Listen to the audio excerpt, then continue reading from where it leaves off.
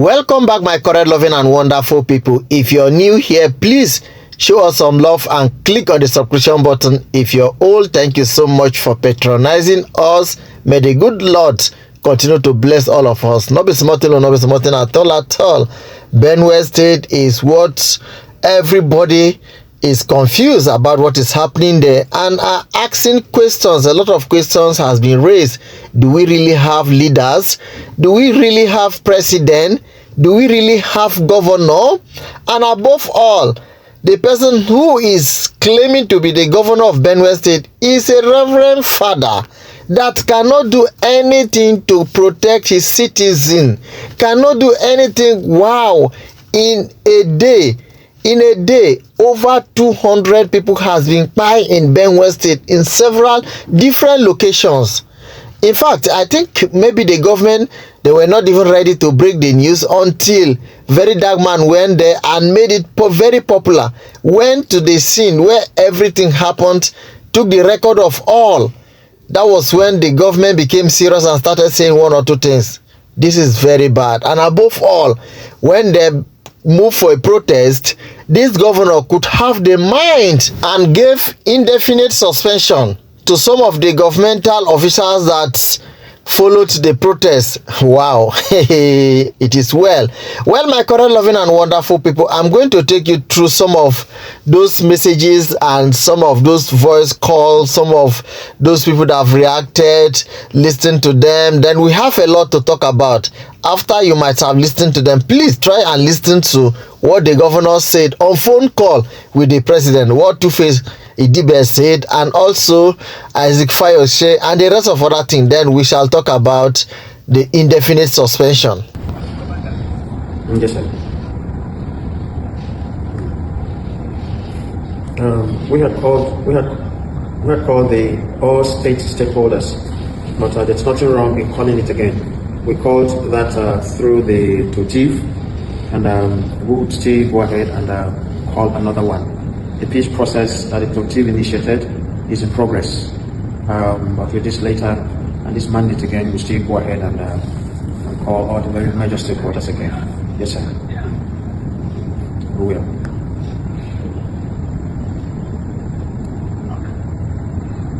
All right. So I thank you so very much for your time and above all for all the support you give us. We appreciate on behalf of the people of the state, sir. Thank you, Excellency. My heart is heavy,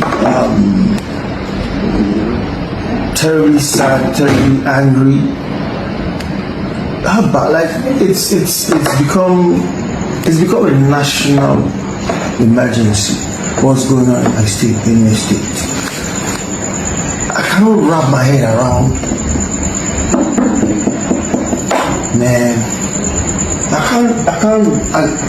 don't even know what to say at this point in time, because it's gonna be business as usual. I will condemn the people. This has to stop. This thing has to stop. It has to involve everybody, every stakeholder in this country, every stakeholder in Benue State. You know, it's not child's play. It's becoming ridiculous. It's annoying. Haba, come on, man. I don't even know where to start expressing my sadness, my grief, my anger, my frustration for these things that keep happening over and over again. You know, every time we call on the governor, we call on the president, we call on it's how about, oh man, this thing is not funny anymore. You know, it's not funny anymore. It's gone beyond just condemning. Serious action, serious action needs to start to take place. You know, every stakeholder, we need to come together. We need to fight this backward.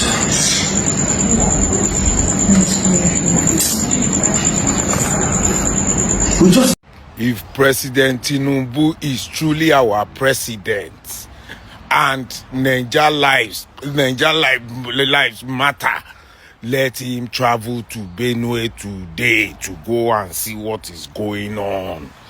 Let him travel. If he's truly our president, let him travel to Benue today. In fact, some of his governors and his ministers should follow him to Benue to show solidarity that, yes, you are truly our father.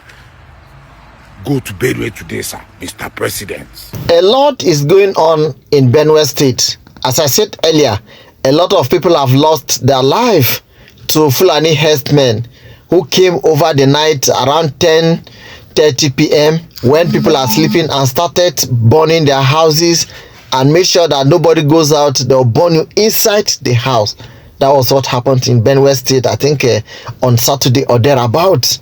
Yes, and from Saturday till not until Verydarkman went there, maybe Mr. President wouldn't have been aware of what is happening.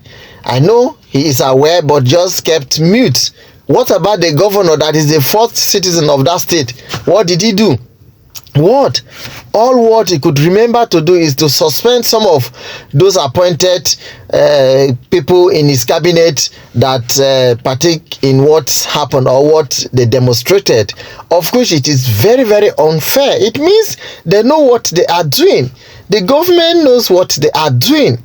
The problem sometimes is we the youth. Why are we sleeping?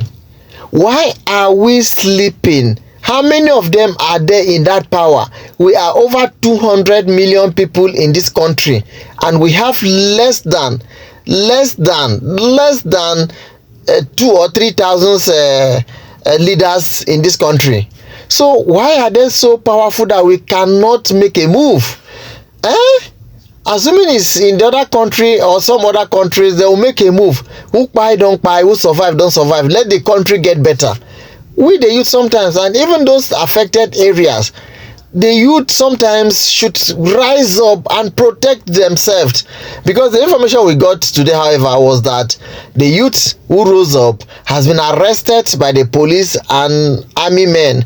That is another very unfortunate situation, that you cannot defend yourself in this country. You just wait, sit down there, they come and kpai you and go away. This same police, this same army were in that Benue State when these useless animals came and started kpaiing people, started destroying people. They were there.